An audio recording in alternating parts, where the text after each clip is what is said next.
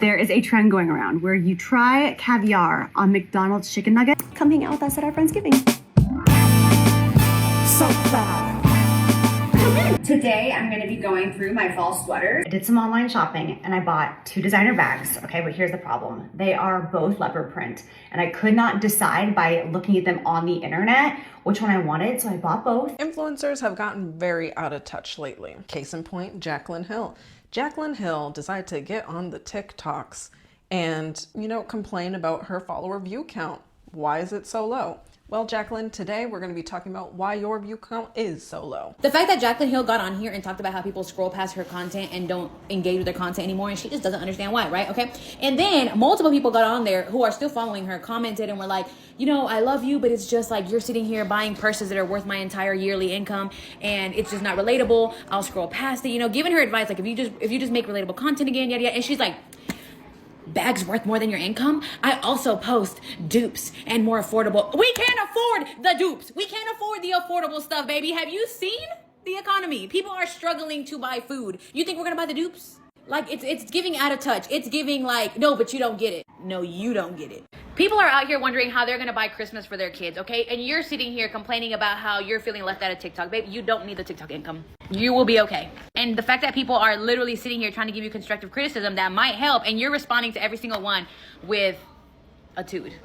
Like you're the victim. Like we should feel sorry for you. And maybe your content is now catered to other people. And maybe those people just need to find you because it ain't us. Cardi B said, I'm sorry, y'all. I didn't know how bad the economy was. I shouldn't be asking you to buy my album.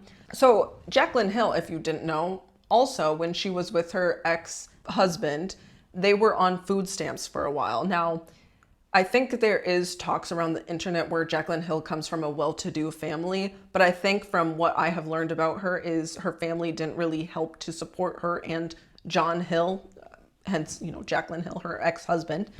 So she relies on that a lot to say like, hey, I understand what it's like to struggle, but it's kind of like Drake's I started from the bottom, now you're here.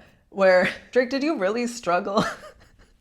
You grew up in like a nice part of Ontario. Anyway, or like, Jay-Z. I think Jay-Z probably came from a poor background in Brooklyn, right? Brooklyn, New York. But now he's so out of touch. Once you get to a certain level of money, right? No matter where you came from, you're going to forget. Like you're not still Jenny from the block. You're Jenny who could buy out the whole block, right?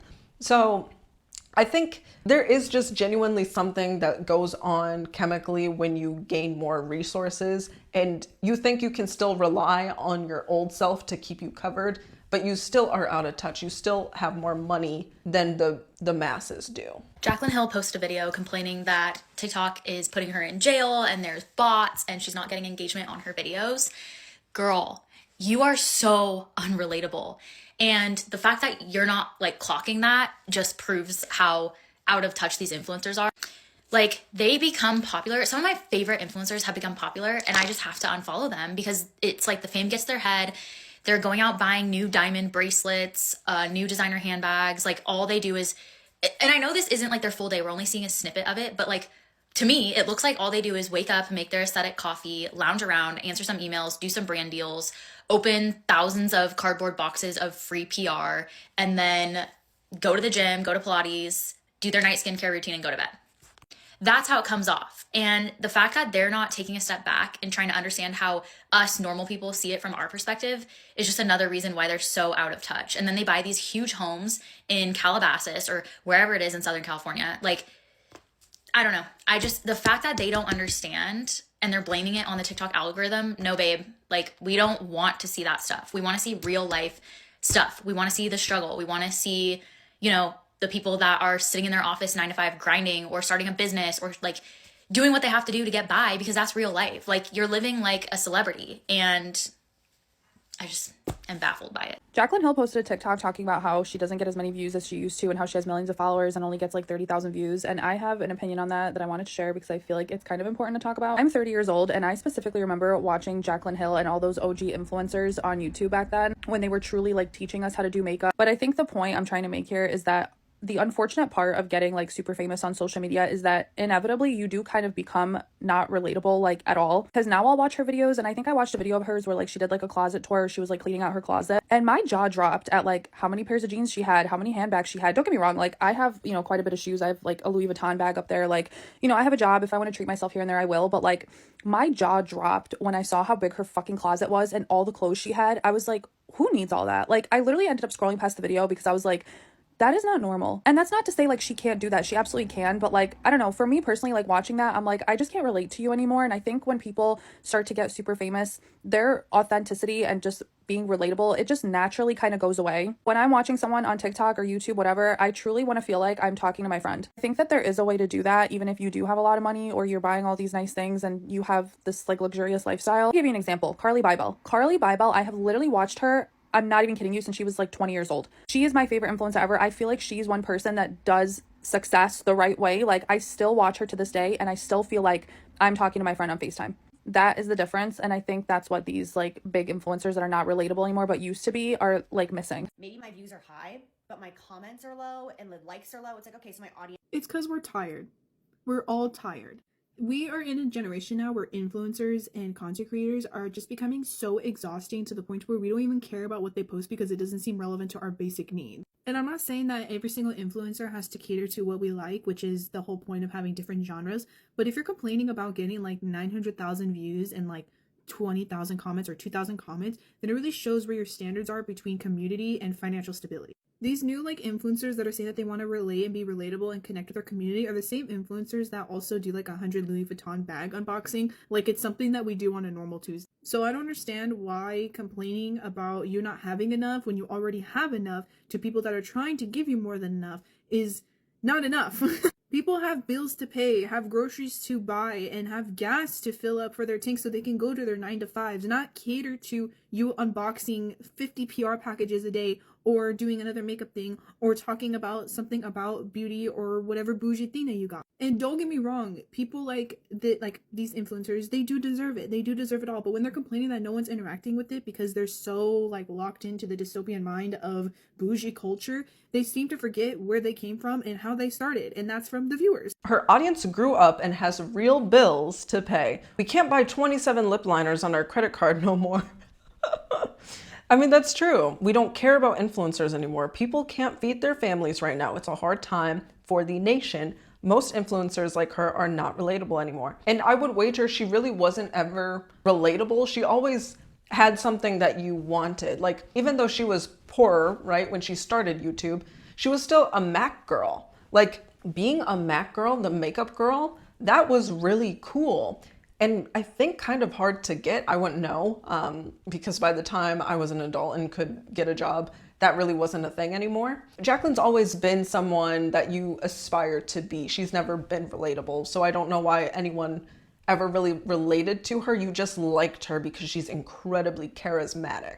Sure, most of us have seen the Jaclyn Hill video making rounds right now and how she's talking about how her videos are not reaching the views that she wants them to. And 99% of her comments in the comment section are talking about how, well, girl, you only promote a luxury lifestyle, which you achieve, by the way, and there's nothing wrong with that, but that's no longer relatable anymore. And the fan base that you built, it was based off you being relatable way back when you were doing, you know, makeup tutorials on Maybelline, or, you know, here's a dupe or schmoop or whatever for like this luxury product. It's just what you built. And if your core audience is not watching your video, then TikTok is not going to push your video to strangers, because that's how most algorithms work. It's like they push your videos to followers, and then they'll push your videos to strangers if your video is actually like relatable to the people who follow you. And that gets me into the topic of influencing.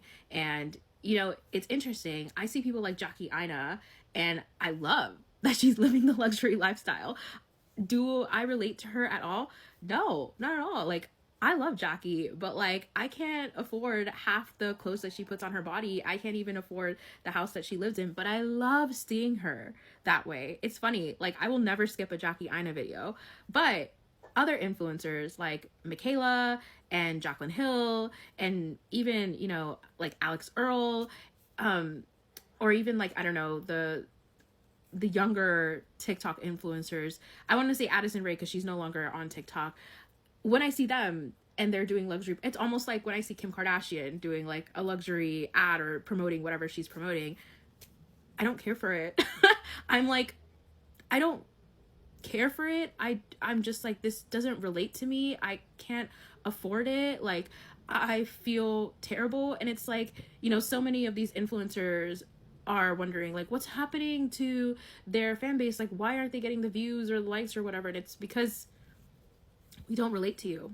A little controversial, maybe not, but I feel like no one really talks about it on social media. At least I don't see this conversation being had, but I think about this every day. And this is coming from like an old school beauty content creator. I started on YouTube 14 years ago. Like, that is insane. I have been here for every single era, consistently uploading, downloading every new platform, like watch the birth of TikTok, you know, like I remember when Instagram became a thing. I was already on YouTube when Instagram became a thing. I downloaded Instagram and like it was like this new app and we were posting the square photos. Like, I've been here for all of it. And I feel like we're in such a weird place on social media as content creators where I am like fighting. I feel like I am like trying to run through mud to connect with my followers at this point. Okay, so she's trying to connect with her followers. Now, Jaclyn Hill is not a stranger to controversy by any means. She had her fuzzy lipsticks when she tried to do her own beauty line and sold lipsticks. Like, these were back, I think in 2016, 18, somewhere around then. And because she's one of the OG makeup beauty gurus. And she made so much money. So she was first, I think, in hot water because she was always partnering with Morphe and, was it ColourPop? But she would never really say that these were ads. She would always be like, oh, my Morphe brush, oh, my ColourPop, you know, eyeshadow, and never really disclose that these were ads. And she was actually getting paid millions, most likely, from all said and done with all of her partnerships. And so she had a controversy over that. And then her second controversy was over these furry lipsticks. So I think when she was starting her own makeup brand, she made sort of a lot of excuses, you know, the manufacturer. And of course, the manufacturer has a lot at stake and at hand with making the products. But she never took accountability for like the mold that was found in her lipsticks and just how bad they were, right? So then that brand collapsed. And then that's kind of where I stopped being in the beauty community and really taking note on what they were doing. But Jaclyn Hill by that point has been super out of touch, right? So I could only imagine now that Jaclyn probably still has a lot of money. Hopefully she's been investing, so she's been a millionaire for a while. And so all of her videos are her just buying stuff, and then it's like enough to pay off, you know, people's mortgage payments. Honestly, some of the things that she buys, like her bags, could probably pay your salary. So if she's trying to make a connection, she might be making a connection with the people who aspire to be like her. And there's a lot of people who want to be like her. I love Jaclyn Hill. She has a very fun personality, but she just doesn't take accountability for stuff at all. And I think like she's trying to understand why her audience might not be jiving with her, but let's see what else she has to say. I feel like there are so many bots, and I feel like these apps are now controlling who views my videos. And I feel like I get punished and penalized for not showing up and creating all the time, in the sense of I took off, like I didn't post a TikTok, I think for like a week and a half, 2 weeks, maybe, like, sorry, shit, life happens. I've been doing this for 14 years. Maybe I'm a little burnt out, God forbid. But then I come back to TikTok. I understand doing something for 14 years straight through is really tough. But again, her payoff, and this is where the connection thing is really breaking down. So her payoff is millions of dollars, right? Of course, she has to be more consistent, but people can't even pay their bills and still do work every day, right? So we're losing that connection here as she's speaking. But yes, I do understand, obviously working 14 years, always having eyes on you, having to be scrutinized to a level that normal people are not scrutinized, that would be draining. So I do understand her there. And it's like I'm put in like this TikTok jail where my views are complete shit. No one is seeing, like, it's one thing if my engagement is shit, meaning like maybe my views are high, but my comments are low and the likes are low. It's like, okay, so my audience wasn't feeling the vibes of this video. That's fine. But I'm talking like when you have 1 million followers, but your videos are only getting 30,000 views, this is just not the way it used to be. Like when I started, it was so I understand her sentiment there, right? Like a lot of people, especially on Instagram, when it used to be no reels, just photos, people were engaging a lot more with photographs, probably because they weren't, you know, scrolling for their next hit. as we're kind of doing on this channel. But, you know, I tried to make it a little bit more fun and less brain rotty, right, with my commentary, if you're, unless of course you're skipping through this. But her engagement's really good. I don't know where she's talking about 30,000. She's just like, girl, where's the 30,000 coming from? So right here we see 3.8 million, 3.2 million, 3.5 million, which is her video, just under a million, 1.1 million. Like, those are her most recent ones. And then I guess if I'm trying to really find a bad view count, the lowest I saw here is 270,000 views, okay? And then just before that one, that TikTok is 4 million. So I don't know why she's complaining. Maybe she's talking about Instagram specifically, but organic, like you subscribe to the people that you liked, you open up those apps, or you got a notification on your phone saying so-and-so just posted a video, you go, you engage with it, and like it was that simple. Now it's like, I put videos out there and sometimes I just feel like I'm talking to myself. I'm like, where is my audience? And it's, well, she has been talking to herself, right? Like, for example, I'm talking to a camera all by myself. There's no one else here, but I get what she's talking about. It's really like, that's why I pose a question at the end of every video. Like, I don't want to be, you know, speaking into the void. Of course, my view count, my follower count, my everything count it's dwarfed in comparison to anything that Jaclyn has produced just in like the past week, right? But I get what she's saying. It's nice to have engagement, to be like, do you guys still follow me? Or are you just going through the motions of looking through my reel or my photos, my videos, whatever, and then getting on with your day? There's not that connection. Like, I feel like I used to have favorite YouTubers. I was mostly a YouTube girly. I didn't get TikTok until after the TikTok ban, if you could believe it. And then I didn't get Instagram until like 2 years ago. So I'm really like slow to social media. But I had my favorite YouTubers. I feel like now I do have, you know, my favorite YouTubers, but I find new YouTubers to watch or new videos to watch all the time. And that's probably how you also came across my video. But the engagement isn't the same, right? It feels more cold, if that makes sense. I feel like my audience is really on Instagram stories. Like, my girls are there for me on Instagram stories. Like, I really know who I'm talking to over there. But I miss the days of knowing who I'm posting my content for. And I'm just like, how do like these new creators grow at this point? Like, do the new creators out there, do you guys feel like you're connecting with an audience, or do you just feel like you're kind of throwing your videos out into cyberspace and like hoping that it's gonna stick? Like, I don't know. And like my comments, like I feel like I am sort of gaining an audience, and you guys are commenting and talking to me as well. Like, I love to have a dialogue, a discussion in the comments, and it's okay. Like, I'm going to reply to almost every comment unless you're being mean, right? I think it probably is hard. It's the world in general is just getting harder, right? So, I mean, I guess at this point, I can't really get mad with Jaclyn. She just has a whole other baseline, right? Her baseline is always getting engagement. Like, she is that girly that everyone wanted to talk to. Like, she was genuinely an it girl. She was YouTube's it girl, YouTube's darling, social media's darling for the longest time. And I think for her case specifically, it could also be because it's not necessarily that social media is getting worse, although you could make the argument that it is getting worse. It's also she's maybe aging out.